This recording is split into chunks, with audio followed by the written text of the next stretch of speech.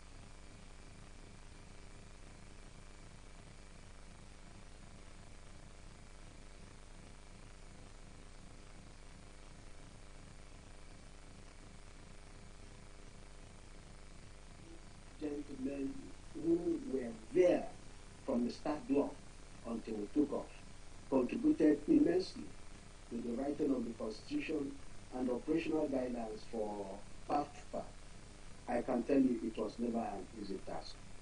I'll just stop there for now until maybe we'll get into the crux of the issues relating to the formation of PAFA. Thank you very much. Well, thank you very much, Sebastian. And indeed, it took a village to get PAFA started with all these people that you mentioned and all these stakeholders, also like World Bank, AFDB, and IFAC.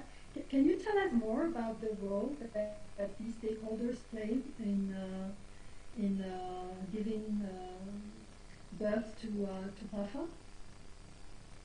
I would be doing a lot of disservice to these institutions if I fail to capture the very critical and central role they played. It was really mad.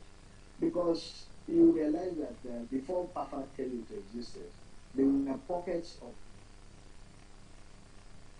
people meet the real definition of hero. Only very few of them were IFAC member bodies. The host of them were in various stages of growth and development. Most of them had financial problems, low capacity building and so on. But with the finances for the World Bank, and also the supply of very highly skilled manpower, technical manpower, I remember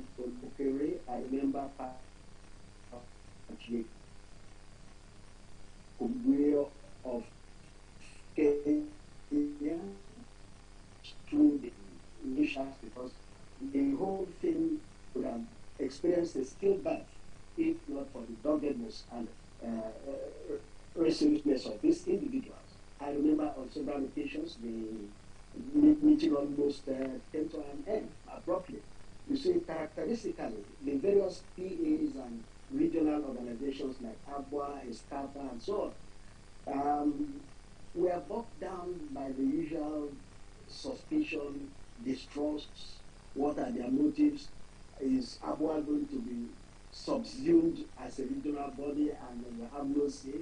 ESCAPA is going to monopolize everything that is happening, the Anglophones versus the Francophones. And really, we had to manage diversity. And I must give a lot of credit to IFAC. If I remember, it was Russell and then Ed Olokere of World Bank with Africa.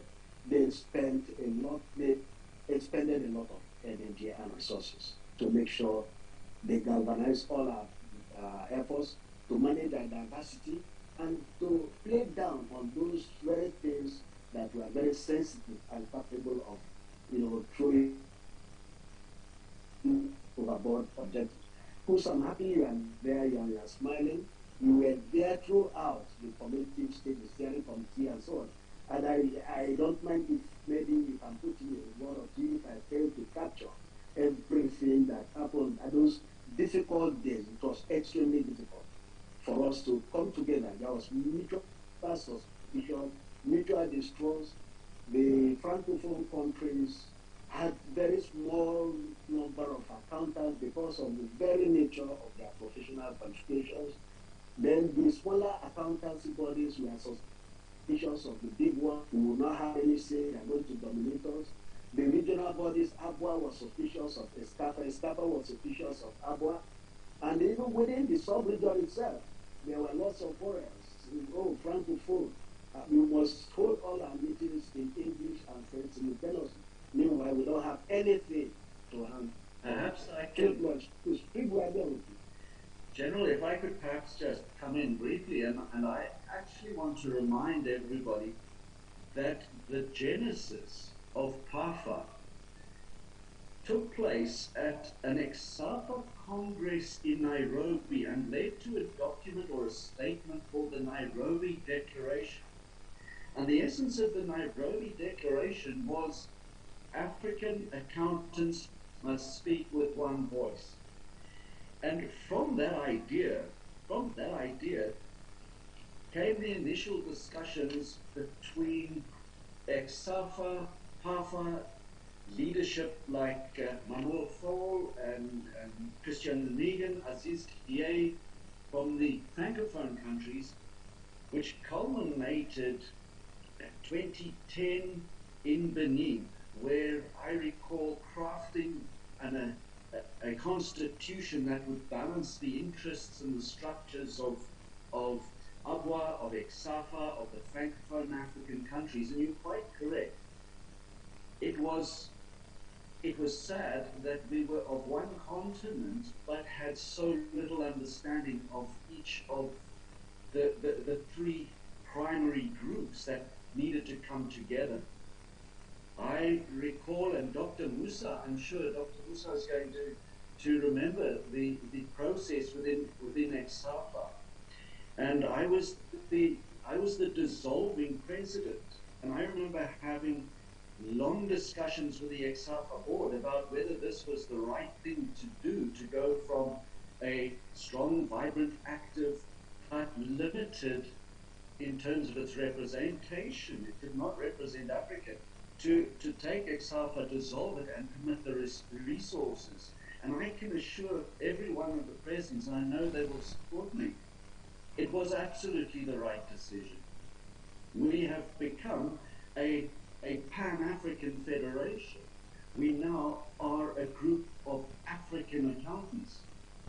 But you mentioned the role that certain of the leaders at the time within their individual PAOs needed to play, and that was the role of being ambassadors for this new idea, of saying, let's shelve our differences, let's focus on the commonalities we have. We're professional accountants, we're Africans, so let's make this work. It was a difficult birth, but it was a highly successful one. What would you say, Bruce or Sebastian or Dr. Musa, what would you say was the main success factor in overcoming this challenge, as you said, of diversity, Francophone versus Anglophone, coming from regional perspectives to a continent perspective? What was the main, what made it happen? What made it happen? If I could, firstly, the fact that when you get accountants speaking to each other, we're all in the same challenging circumstances in our local environments. So there was great commonality. Secondly, I think in the conversations, and General Sebastian referred to the role of the World Bank and IFAC, and both of these made each of the three groupings that constituted that primary discussions made us realize we would be stronger together on the global stage, on the international stage. We would have influence that was bigger because we were speaking for Africa. And if we look at the logical conclusion, we look at the MOU between PAFA and the African Union as an end result of that combination of representation. Individually, not one of those three groupings could have achieved that level of recognition. So both World Bank, who provided funding and guidance, General Related referred to that, and IFAC, who nurtured it and got us to keep talking, because sometimes it got quite heated in terms of balancing interests and look at how the presidents have moved around the regions that we crafted. There's a commitment to participation. So for me, those global players who nurtured the idea, and then the recognition that together we're stronger than and have far more influence and ability to help each other as a whole continent. And keeping communication going. I think that was, as you all mentioned, key in keeping momentum for the project, because it could have fallen out anytime, yes. And it didn't. Yes. It didn't, thanks to all these factors.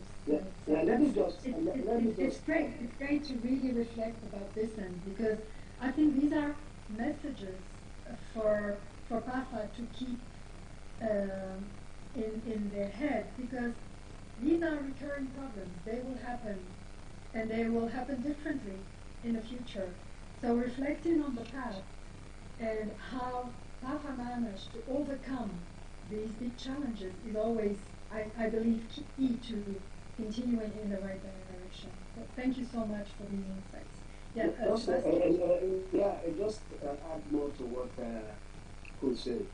The World Bank, the African Development Bank, and IFA played very great roles in molding, in managing the diversity. And of course, a lot of public relations work was done by our members at the sub-regional level, that gradually people left their entrenched positions and left their silos to come out to the open ground to embrace each other.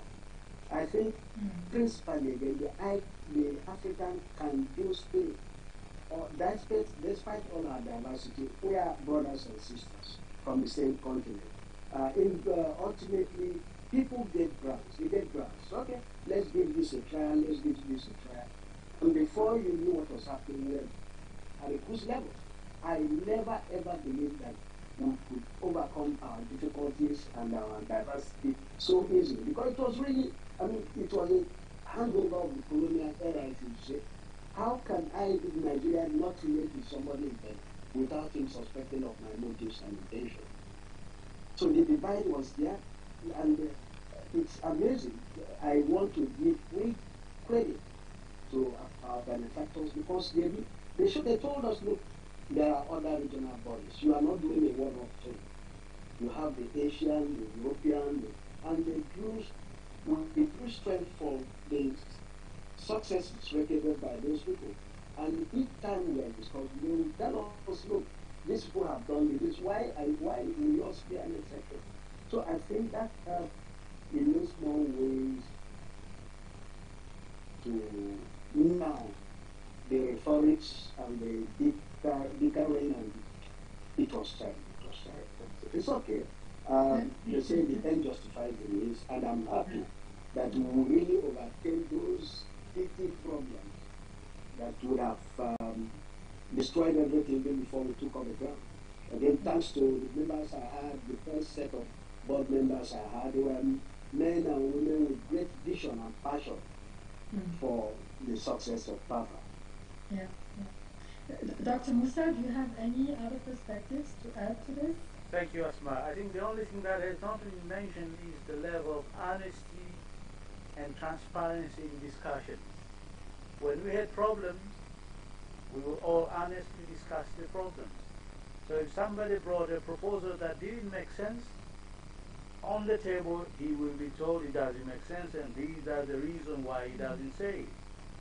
And because he is a professional, he appreciates that, and then life moved on. And that attitude was extremely useful, especially in the first 3 years. Because whatever problem Sebastian is bringing up, we did have those problems, and people were told it doesn't make sense. These are the reasons why it makes sense. Your arguments don't make sense here, so please come aboard, and this is the way we should be going, and we all say through. So I thought that should be mentioned. Thank you very much, Asma. That is amazing. It just shows that our ethical values of honesty as professionals have helped us a lot in this journey. So that is a very insightful thought. Yes. If I could add on to what Dr. Musa was referring to, I recall a favorite phrase that Vixen Wilby at the time, our CEO, would use in opening meetings and when he's asked where he's from, and he says, he'd always say, I'm an African, I'm just by chance traveling on a Zambian passport. And there was a lot of work that went into creating an understanding that we're professional accountants from Africa. And yes, let us give each other the time and the space to wrap our heads around different challenges and recognize the differences in structures. For me, one of the the watershed moments was the Madagascar position paper, where for the first time it felt to me we started creating a broad-based understanding of francophone PAOs and the unique challenges that those institutes were facing, and where there was a commitment, and as a result of the ability for PAFA at the time to be inclusive, we had great participation from FIDE, and it was a new international partner we were talking to.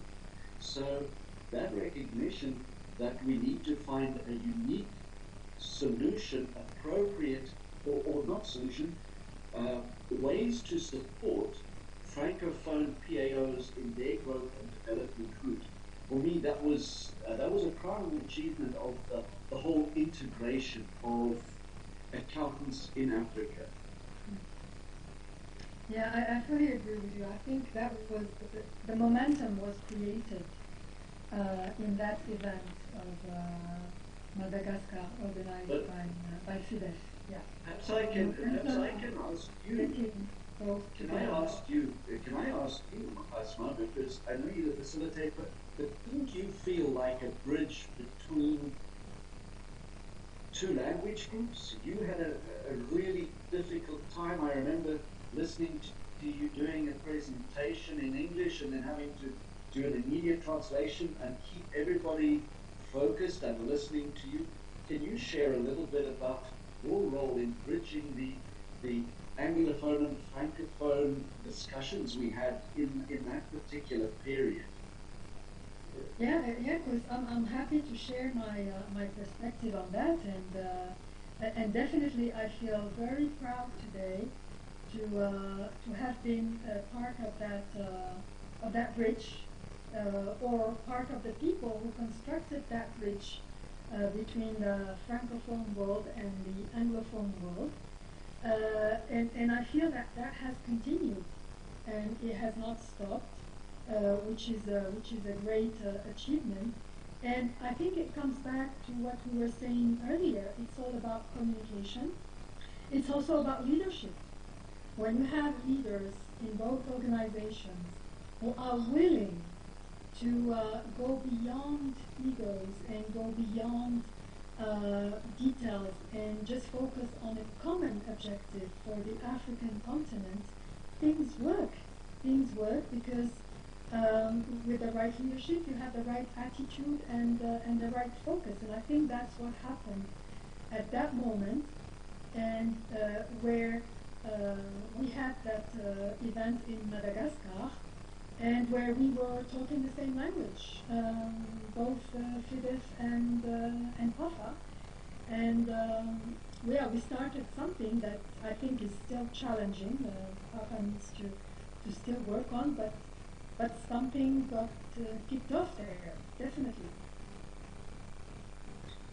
If you would take your role in that process, I think there is almost an extension of that role, and we look to new leaders within PAFA to take the representation into North Africa even further than it has gone already.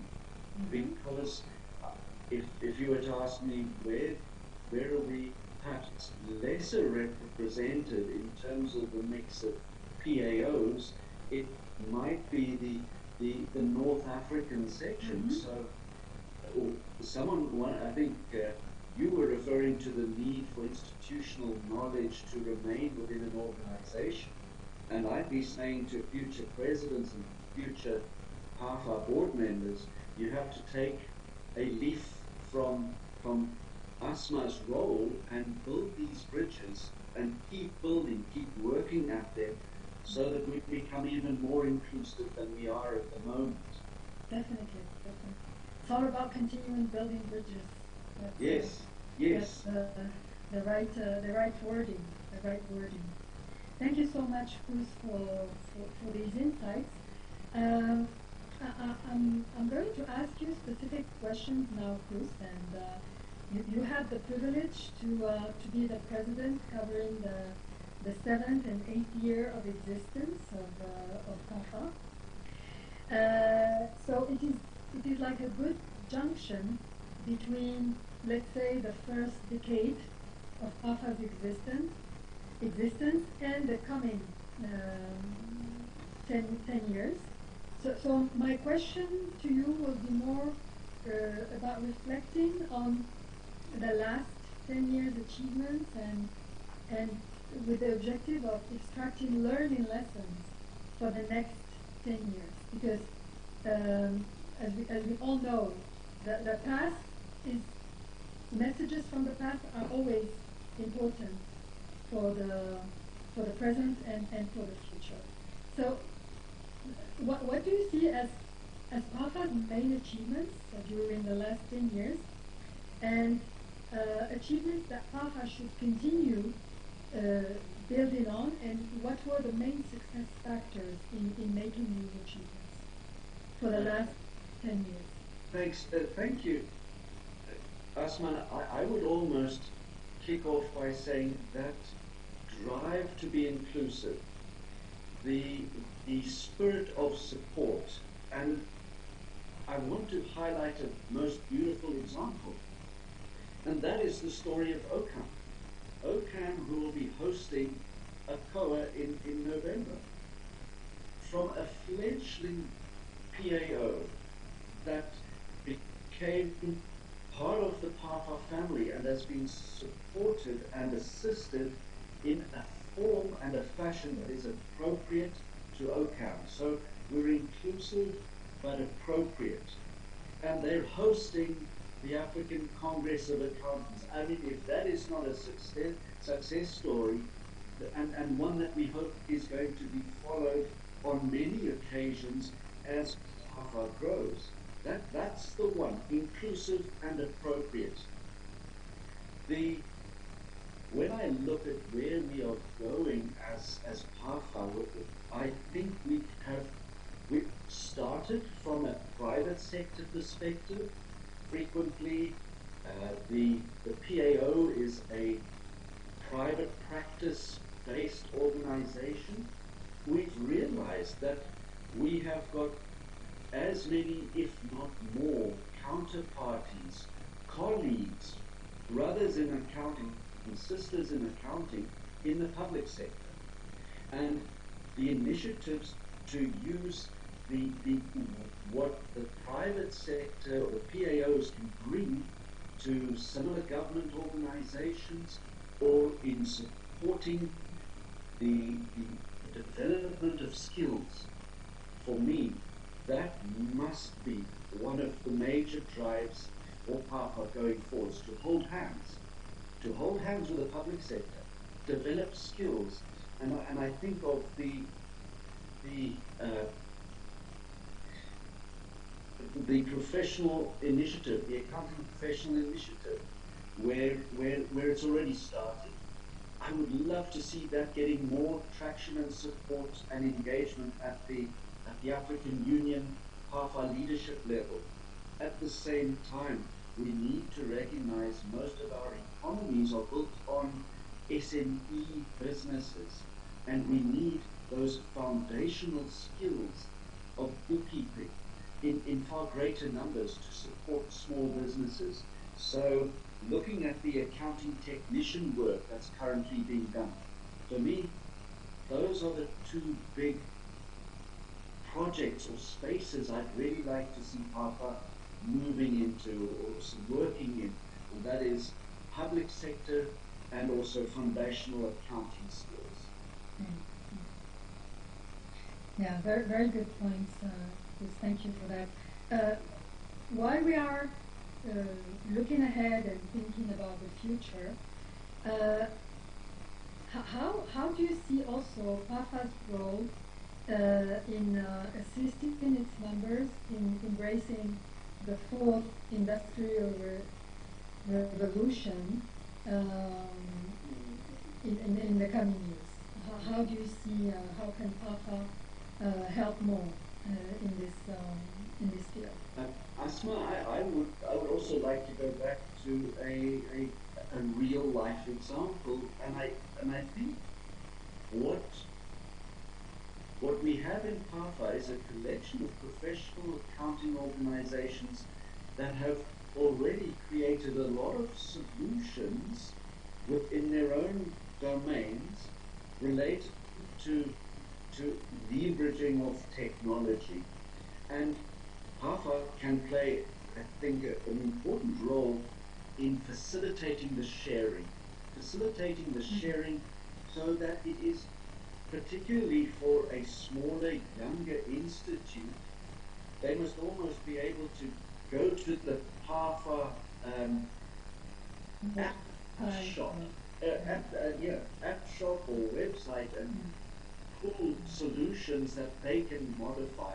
I think of the fantastic story about and ISPAC, the Kenyan Institute, and their online election process and the ballot system, and it was, in my mind, 10 years ahead of itself.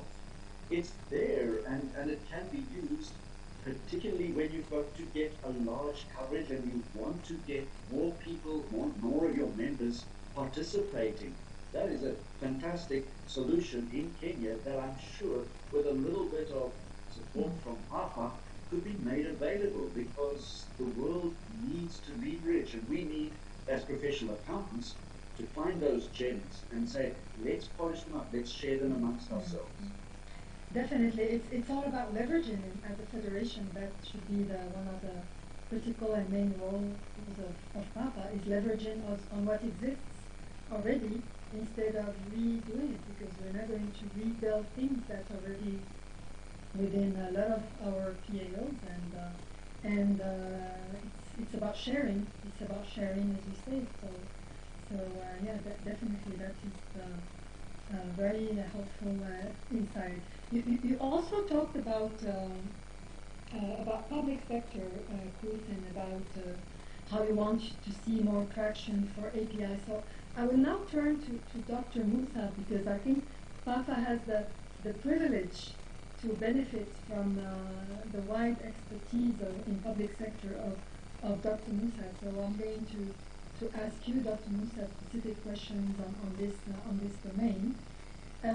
So what role you think PAFA should play in enhancing transparency and accountability in the public sector? Thank you, Asma. I think if you talk of public sector in Africa, you can't ignore the AU Agenda 2063. Now, the key items in there are good governance, democracy, respect for human rights, justice, and the rule of law. Where PAFA comes in is in good governance. And what is good governance? You speak to accountability, reporting, public finance management, and things like that. And each of those are quite important for us as a public institution, by definition. Pan-African Federation of Accountants belongs to the public. That's why I'm saying it's a public institution. So in terms of roles, I mentioned 5 roles.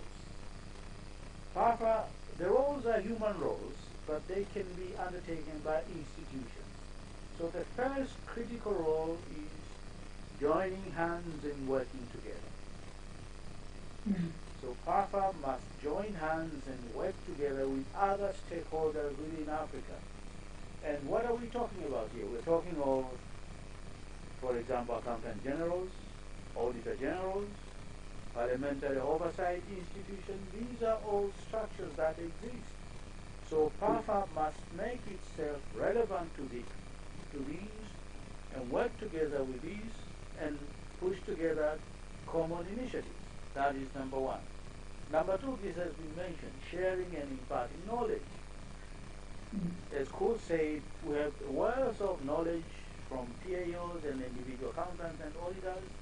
These are minds that we should be able to use to push together initiatives that are critical for Africa. But in order to share and impart knowledge, you must have a depository. So I think before we share and impart knowledge, we must collect the knowledge. And here I'm talking of knowledge about budgets within Africa from every country, tax laws, public audit reports, public finance management reviews and reports from these as well. Information that is available in the World Bank.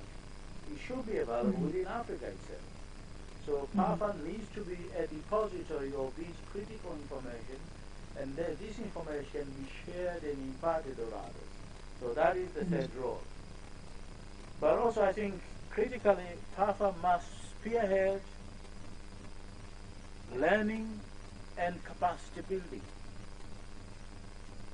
And the African, the public, the API is one issue that speaks to this, speaks to learning and capacity building within Africa.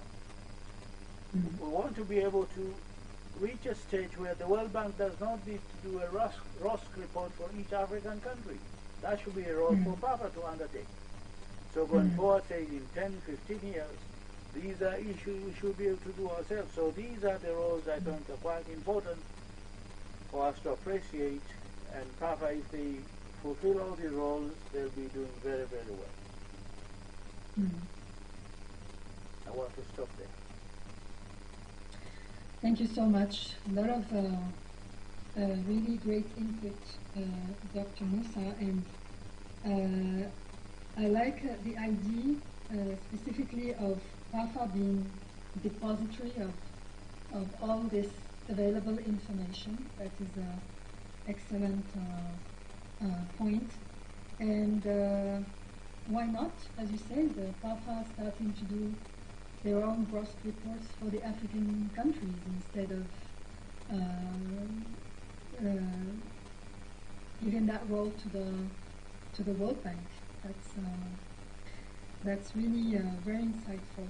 You also talked about the importance of the African professionalization initiative.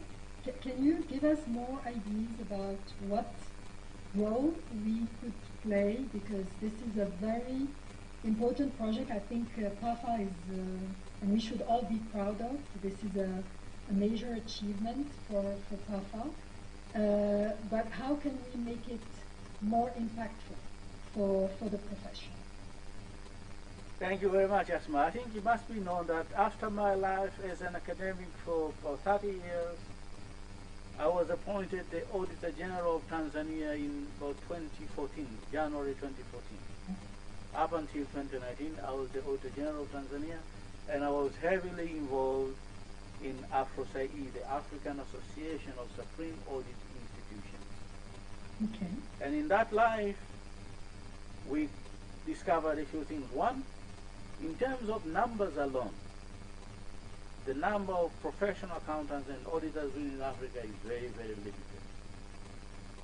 We fit almost in the same region as medical doctors. Very few in numbers. And number two, we have this dichotomy between private sector accountants and public sector accountants.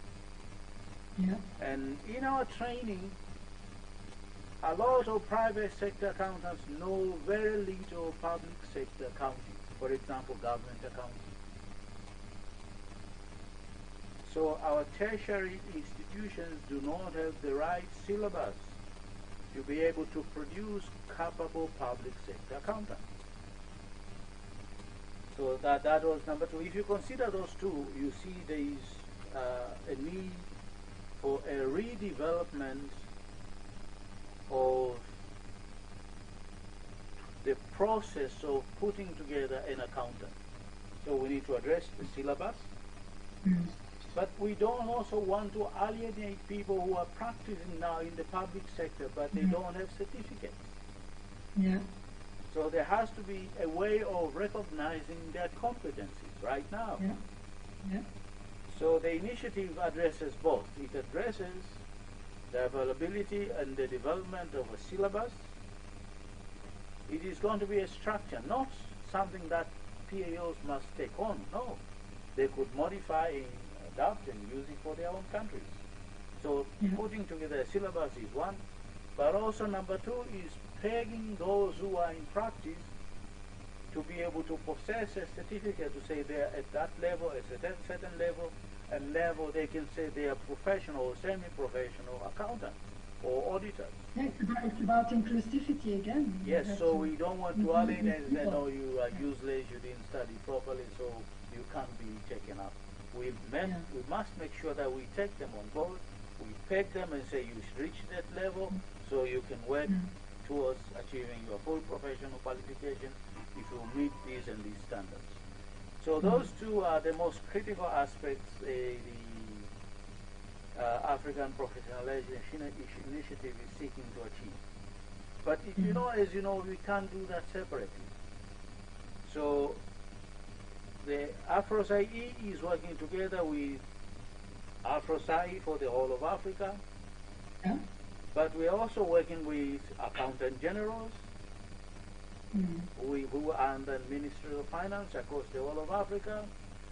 But also we're working with auditor generals across the whole of Africa. And through PAFA, we also wanted to reach all professional accounting organizations. So through this stakeholder engagement, the African Professionalization Initiative is going to be successful.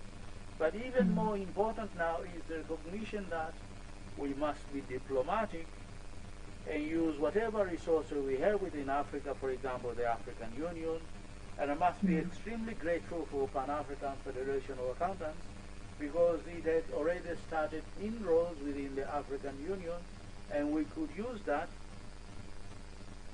to put together a coalition that is going to push for this African Professionalization Initiative. You know, the problem is with politicians, something new comes in, if their position are threatened, they'll fight it. They'll fight it. So in engaging them, we want to seek commonality so that we can go together and make sure that this initiative is going to be successful because nobody is going to be hurt, everybody is going to be considered, and we might be able to push forward this big agenda for Africa. I think I'll stop there. If there's something else, I'll be happy to continue. Yeah, you're right, Dr. Musa. We have to have the right keys to talk to politicians and to engage them. And as you say, if we're not capable of influencing our agendas with politicians, then that could be a major constraint. And sometimes it's also about being opportunistic or choosing the right moment to put an agenda point on the table that is of common interest, as you say. So it's also about finding common interest so that there is more buy-in from the politicians. And talking about that, the MOU that PAFA has managed to, and we talked about it earlier, that PAFA has managed to do with the African Union is also another main achievement that PAFA is proud of. And you also talked about it a little bit. Can you tell us more about how to build on and to leverage on this MOU so that PAFA can influence and get more buy-in in its own activities like the API and other projects? Thank you very much, Asma. I think I can pitch in, but others can also. The point I'm making here is if we were able to get into an agreement with the AU at a continent level, this is something that should be able to be done within countries as well. So if there's a message, it's a message for PAOs to be politically relevant in their countries, which means they must engage properly with the Ministry of Finance, with the ministries responsible for public sector, ministries responsible for local government, and engage with them continuously. And then they build relevance. And then if there are views, they'll be asked to provide views, because now you are relevant. If you're not relevant, people just go on and completely ignore you. So that message is extremely important for us to have within Africa, within our PAOs, and I said earlier within PAFA, as we stated. As I said, politics have got legs. So it's challenging to definitely to engage with politicians, but if you do it properly, there is a lot of mileage that can be gained by engaging in politics. Not as politicians, but to use the influence of politicians in reaching your objectives. And that is what we started to do with the memorandum of understand with the AU. Of course, there is quite a lot of waiting time. They'll tell you, we'll see you next week, and then next week doesn't happen, it happens in 6 months' time. You have to be patient. And persevering. And persevere. If you're patient and persevere, or in the long run, you're going to be successful. So that's the second message, patience and perseverance. But I must mention here that engaging in politics could be dangerous, because they could use you to fulfill their own motives, and that is always not a very good place for a professional to be in. So you need to be aware when to jump out when things are hot. And that's it. It hasn't happened yet, but it may happen in the near future. I know of one accountant general who was very, very intelligent. There was a coup in a country, and he didn't take any side. He remained a professional, and he's still the auditor general today. If he was taking sides, he would cease to be an auditor general. So political awareness is quite important, not a subject we cover in our training, but as you mature and develop in your career, you need to be politically aware, which is the last point we wanted to make for today. Thank you very much, Asma. Thank you. Asma, could I pick up? Yeah. Asma, could I pick up a comment from Dr. Musa relating to ROSC reviews, and possibly just open that for a little bit of discussion, because I think there is a fantastic opportunity to build the influence of Africa. Frequently, when we have surveys conducted in our countries, they are conducted by people who don't understand Africa. And I think that perhaps the AU, perhaps PAFA, could engage the World Bank and similar organizations in saying, if you're going to do a ROSC review, can we as PAFA, including the AU, provide a balancing team, a counterparty team to work with the primary team, because we do understand each other better as Africans. I'm thinking of a counterparty team to a ROSC review team to help balance the insights, to create more insights, because I think we may all have seen the conceptual differences that may play a role in how questions are posed, how answers are interpreted, and you look at some survey results and you say, but that is not my country. Where was this person? I don't remember them. I've never seen this country that's described in the outcomes. So maybe that's another area where PAFA, through its ability to engage 56 different PAOs, can provide expertise through the AU to some of these global organizations. Thank you, Kus. I'm really enjoying this because there are a lot of great ideas that are coming out and I'm learning from. And this just shows that the opportunities for PAFA are just massive. And I'm sure Alta and her team will watch this video and will get a lot of good messages and ideas from this. So this is really great. So I think I will just maybe end this conversation by asking each one of you, and this should be on more of a fun note. What did you enjoy the most during your mandate as president of PAFA, And I'll start with Sebastian, who is known for his great sense of humor. So if you can tell us something that will kick us off on this, that would be great. Thank you very much, Asma, for that question. And in fact, it's very, very relevant. Coming from a very solid military background, it was like a fish out of water, having to interact with the civilian sector, having to listen to them. I didn't have to give orders and marching orders and shouting and so on. And what I really enjoyed most was the contributions, the discussions. Somebody gets up and takes me up on any issue. General, we will not accept it. It's just like Dr. ASSAD said.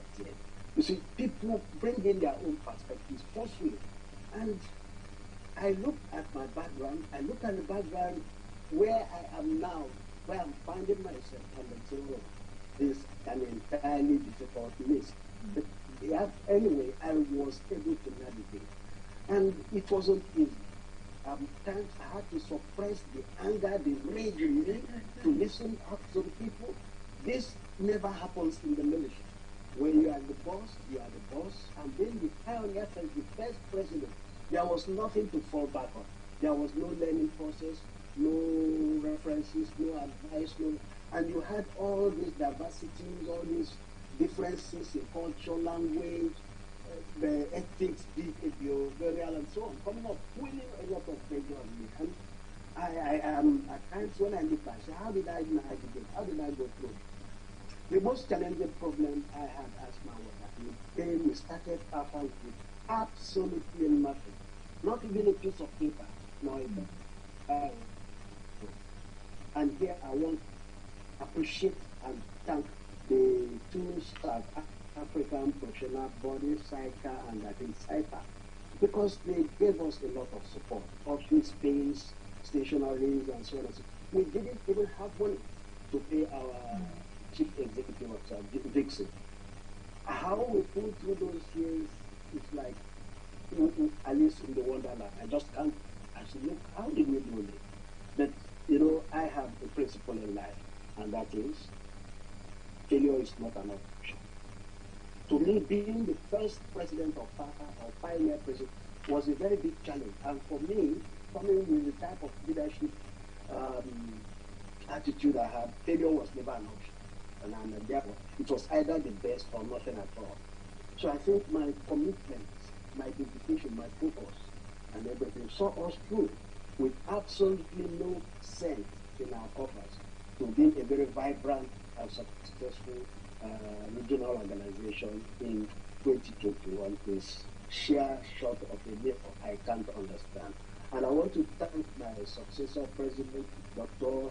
Cruz, yourself, and all the host of others who were on the different boards for our individual and collective efforts towards achieving our set goals and objectives. It wasn't easy, but I think we are now, if I might liberate it, we are now on a cruising altitude.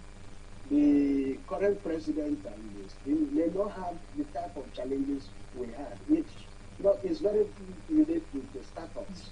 We are charting through and navigating. We are going through uncharted waters, and so there was nothing for that. No advice except the constant interjection of our benefactors, World Bank, IFAD, African Development Bank, and it was tremendous. I want to thank every one of you, my success, and our benefactors and everything. That 10 years was like crawling out from the wood and doing a 100-meter sprint within 10 years. Thank you very much. Well, thank you very much, Sebastian, for these great words. And you say you were a fish out of the water, but I think you got in the big sea, and you said, and as you said, you managed to swim your own way. That's what we all do in one way or another. Thank you. Dr. MUSSA, would you like to jump in? Thank you very much. General, you forget that I was your successor president, not yes. when when you left, I took over, and then that's what came in and all. Thank you very much. But I think what I really enjoyed in the first 3 years, actually when I was vice and General was the president, we had an issue that I still remember today. And it's an issue down to petty-mindedness of some people. Like General is suggesting, some PAOs had some problems, and those problems were personal problems perhaps, and they brought them on to the board of PAFA. And there was an issue once to do with, I think, General, and I was in there because General had to leave and I had to take on the discussion. And this issue was so insignificant, I didn't think we had time for it at all. And I told the guy, look, it doesn't make sense. There's no way you can have that matter discussed here. You don't have a paper. We have nothing to do with that. And the entire board supported me. And after that, we had a field day. Everybody told me, you handled that very well. You handled that very well. Because that guy was simply petty. And that is something I remember now nicely, because I hope you've ceased to have those kind of people, because they are more interested in their personalities rather than interests of the Pan-African Federation of Accountants. The less we have those kind of people, the better this organization is going to be. So that's the only thing I'm going to say. Thank you very much, Asma.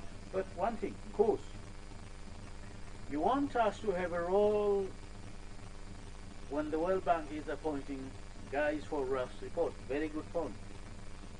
But why don't we want to have a role in appointments within our own countries?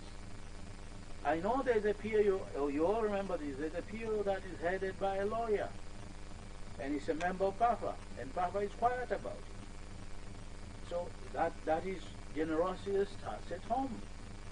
So my suggestion is, if we can influence local appointments, we should start there. And then, of course, as we go forward, the World Bank will see we are relevant, and there are people within countries. And in the formation of teams, they will ask PAFA, we're going to do a rest report in Zambia.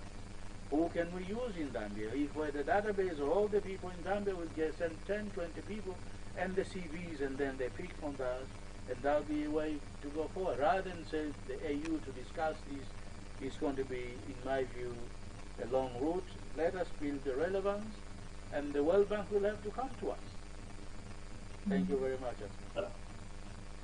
Asma, before you go to close, please, I just want to interject on what Dr. Assad said that pertains to me. I really didn't want to bring this out, but since he has said it, because I was fighting a battle on two fronts, at the PAFA level and at the National Institute level. Unfortunately for ICANN, my successor felt that I got the PAFA presidency for the institute and not myself. And it got his clique of supporters to pass a resolution in council removing me as PAFA president and putting him there, and brought the resolution to the floor of PAFA board. And just because I was involved, I decided that I was not going to be part of the discussion.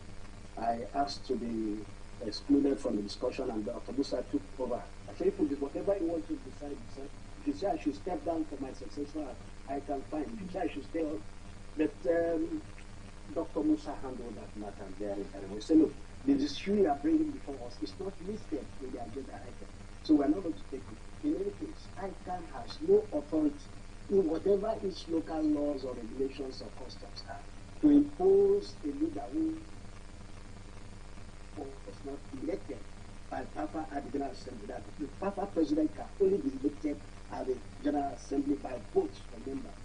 It took the intervention of Ed Olokore, who wrote to ICANN and said, look, General Wama got the position of PAFA president on his own merit. He was voted for by the General Assembly.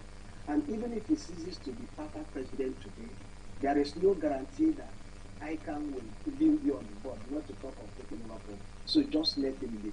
I thought I should explain this, and I never wanted to bring this up. Dr. Musa, I thought you would have left our dirty minutes in our covers, and just let's leave it. Yeah, that's why. Because Yeah, But once I succeed, yes.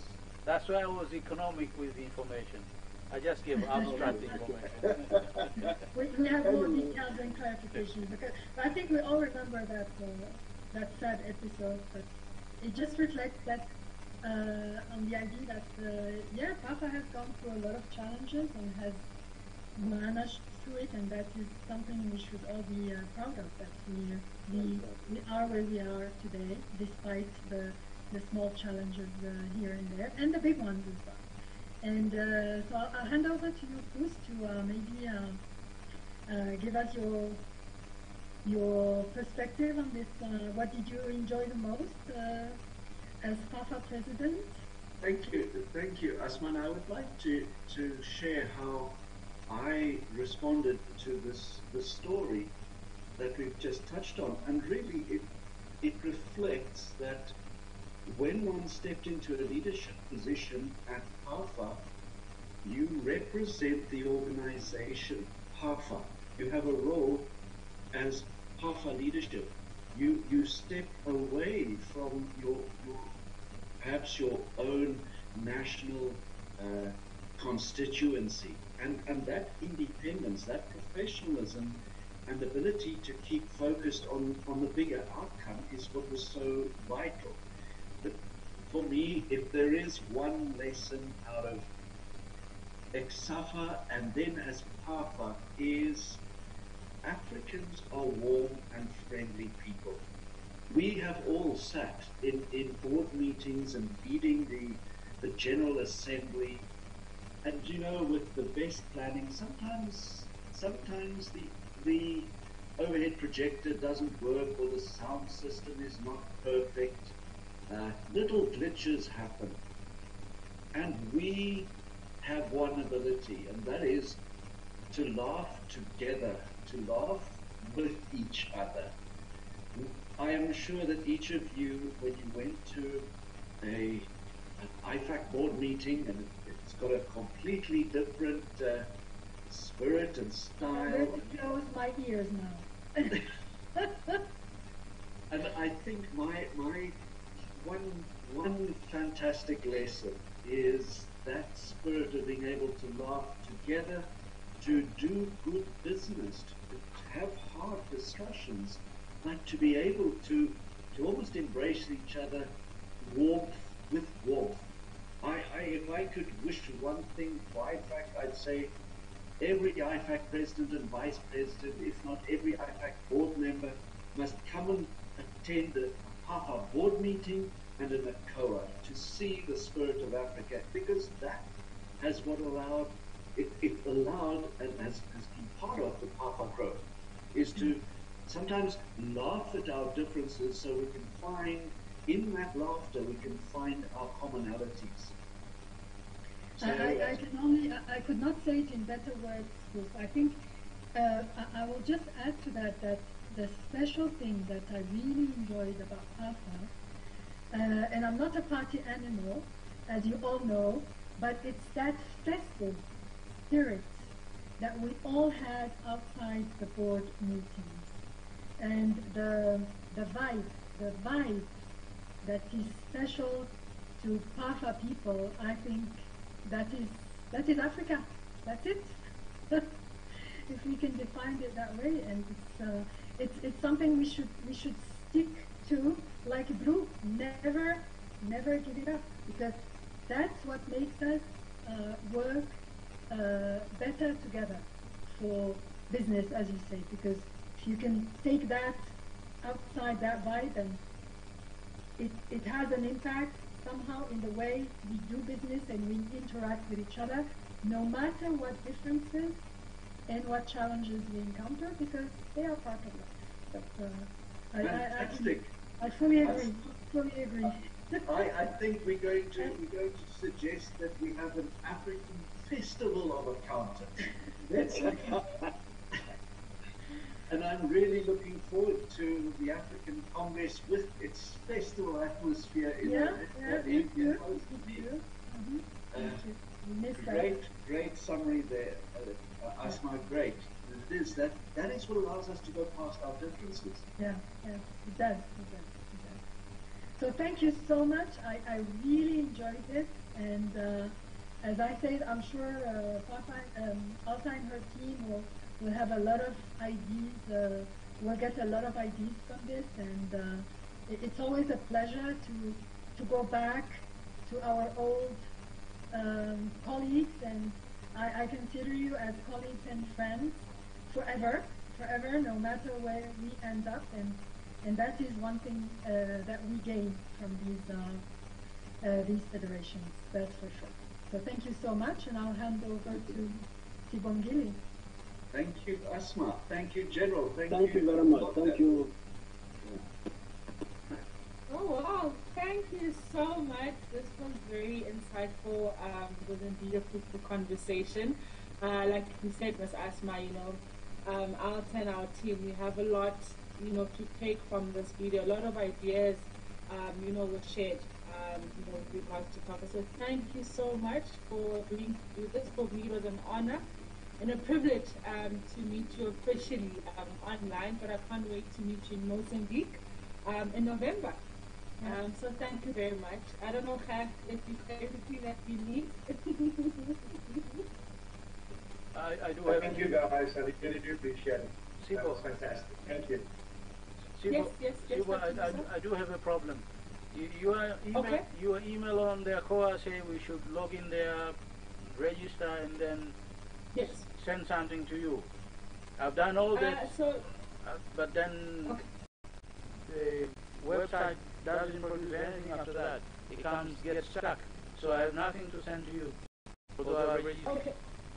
So I'll definitely check with the team in Mozambique. Okay. But if you're not registered, then I can confirm it, and then I will register you myself on the platform. I'm sure. But we look forward to so what will happen is that I will communicate your accommodation and your flight details later on Thursday, so that you are ready for your visa applications in terms of that.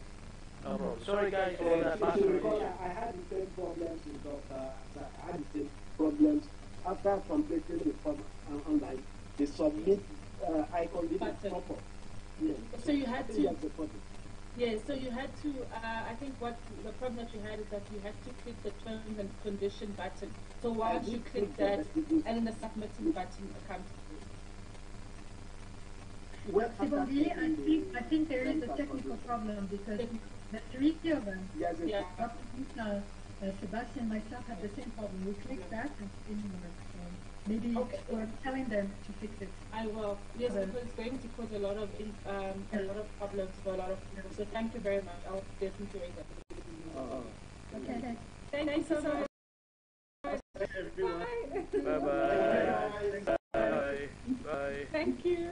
Thank you. It's actually been so nice. We should do it again next week. Definitely, I think so.